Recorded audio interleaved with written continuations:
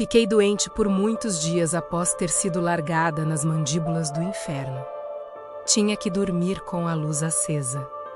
Precisava ter a Bíblia comigo o tempo todo e a lia constantemente. Minha alma se encontrava em estado de choque. Eu sabia agora o que uma alma perdida suportava no inferno. Jesus dizia: "A paz. Aquieta-te", e a paz entrava em minha alma. Mas, poucos minutos depois, eu acordava gritando, histérica de medo. Durante todo esse tempo eu sabia que nunca estive sozinha, Jesus estava sempre lá. Mas, mesmo sabendo disso, algumas vezes não sentia a sua presença. Sentia tanto medo de voltar ao inferno, que tinha até medo algumas vezes de ter Jesus perto de mim. Tentei contar aos outros sobre a minha experiência no inferno, mas eles não me escutaram. Supliquei-lhes: por favor, arrependam-se de seus pecados antes que seja tarde demais.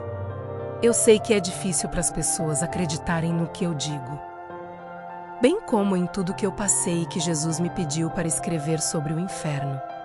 O Senhor assegurou que Ele era o Senhor que me curou, e apesar de achar que eu nunca seria totalmente curada, a cura completa realmente aconteceu. E então, aconteceu de novo.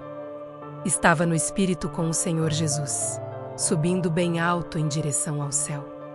Jesus falou: "Eu quero lhe mostrar o amor e a bondade de Deus, assim como algumas partes do céu.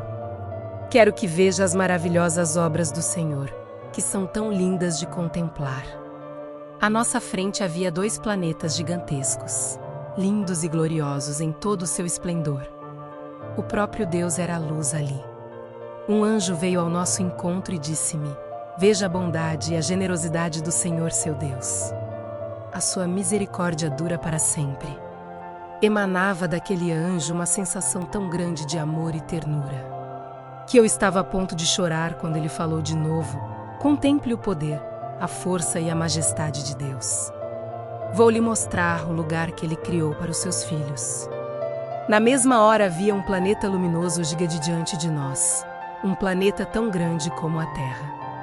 Então escutei a voz do Pai dizendo: "O Pai, o Filho e o Espírito Santo são um.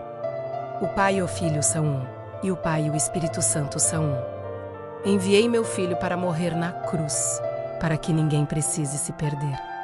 Mas," ele disse com um sorriso, "vou lhe mostrar o lugar que eu fiz para os meus filhos.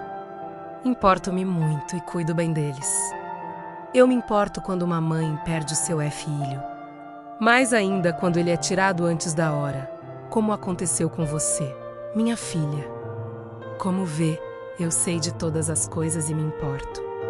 Eu já sei a partir da hora que há vida no ventre. Eu sei também dos bebês que são assassinados ainda nos corpos de suas mães. As vidas abortadas que são lançadas fora porque não foram desejadas. Eu sei dos que nascem mortos e aqueles que nascem com defeitos físicos. São almas, desde o momento da concepção. Os meus anjos descem e trazem essas crianças para mim, quando elas morrem. Eu tenho um lugar onde elas podem crescer, aprender e ser amadas. Eu dou a elas corpos inteiros e restauro as partes que estavam faltando. Eu lhes dou corpos glorificados. Por todo o planeta havia uma sensação de ser amado, uma sensação de bem-estar.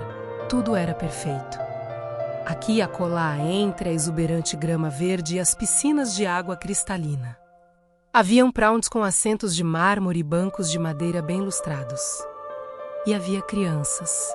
Por onde olhávamos havia crianças em quase todos os tipos de atividades. Vestidas com túnicas de um branco perfeito, calçando sandálias. As vestes eram tão resplandecentes que cintilavam como o sol, na impressionante luz do planeta. Uma profusão de cores por toda parte acentuava a brancura das túnicas das crianças. Os anjos eram os guardiões dos portões e os nomes das crianças estavam escritos num livro. Vi crianças aprendendo a palavra de Deus e estudando música de um livro dourado. Fiquei surpresa em ver animais de todas as espécies vindo às crianças ou sentadas ao lado delas. Enquanto elas estavam nessa escola angelical, Não havia lágrima e nem tristeza.